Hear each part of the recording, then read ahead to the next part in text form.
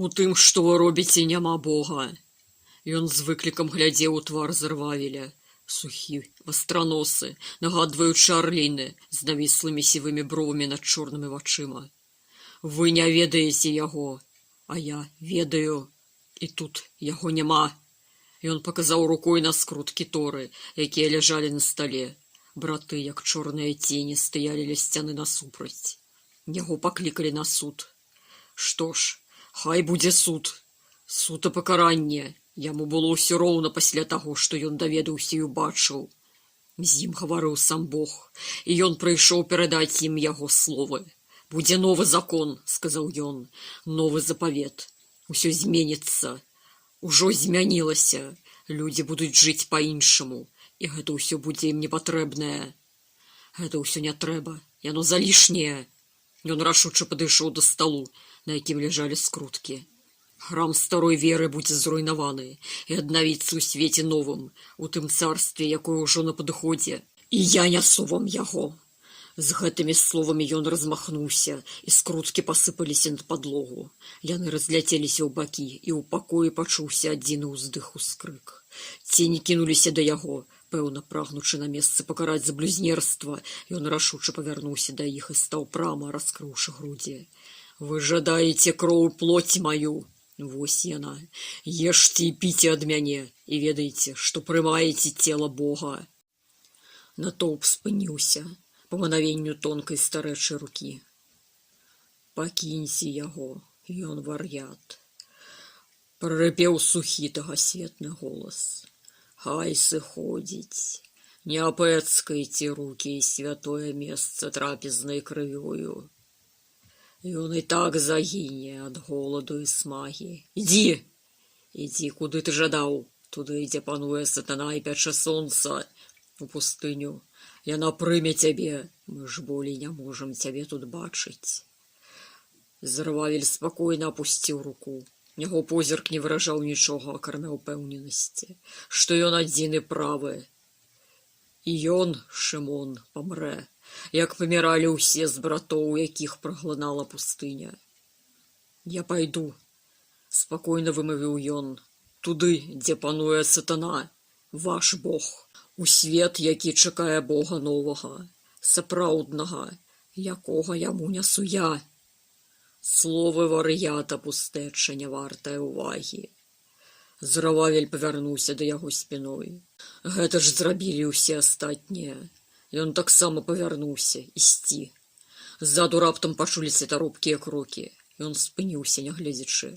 Нехта ўзяў яго з руку, узяў крэпка. Ойча, я пайду за табой, вымавіў юначы голас. Ян, ён не глядзеў, але ж у думках убачыў твар. Прыгожы, малады, з прывабнай шырокай усмешкай. Юнак апусціўся ля яго на калені і прыціснуўся да яго рукі вуснамі. Пустыня сустрэла іх негасцінна, воем халоднага ветру, які ўзбіў іх валасы, ускінуў над плечамі плашчы нібы крылы, кінуў твар прыгаршні пяску. Неяк яны здолелі знайсці прытулак за вялікай скалой, за якой схаваліся ад ветру. Паспрабавалі распаліць вогнішча, ды яно ўспыхвала і адразу патухала. Пакуль пад наваленым грудай веццем не здзяпліўся кволы, але трывалы агеньчык, над якім хіба толькі можна было граць рукі.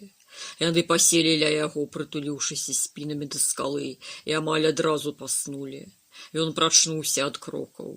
Ян іх не чуў, спаў, але ж яго спрактыкаванае вуха блога воіна храму адразу злавіла гукі нечага набліжэння.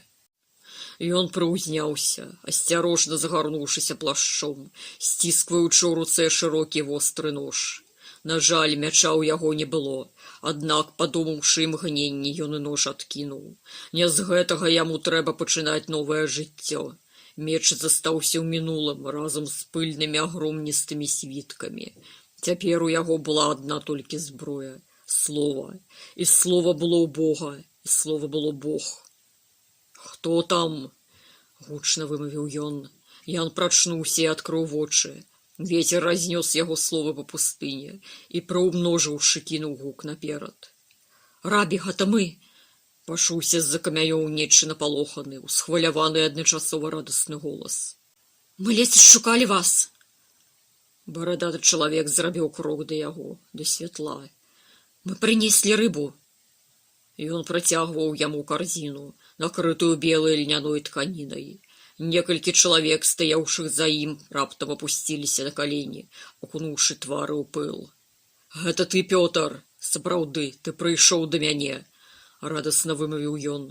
Устаньце, прайшоў час, калі наш народ стаяў на каленях, бо цяпер ідзе царства новае, у якім роўны сядзе побач з роўным і не будзе ні цара, ні святара, ні храму, а толькі еднасць усіх і кожнага ў іх аб'яднанні з Богам. А як гэта еднасць? І як гэта ўсе могуць быць роўныя? Не разумею. Пётр пасунуўся бліжэй, паставіў кошык і сеў ля вагню. Еднасць гэта царква, патлумачыў ён, але ж храм не будзе каменным. Ён будзе жывым. Кожны з вас гэта храм. І разам вы ўтвараеце нябёсную царкву. З усімі праведнікамі, пакутнікамі, прарокамі і іншымі, хто казаў аба мне і быў ім. А цяпер трэба прыгатаваць рыбу, бо ж нам трэба паесці. І калі рыба будзе прыгатаваная, і кожны з нас насыціцца, я працягну вучыць вас і адказваць на вашыя пытанні. Трымай нож, Ян. Ён працягнуў юнаку лязо. Бо вум твой востры, і такім жа будзе тваё слова.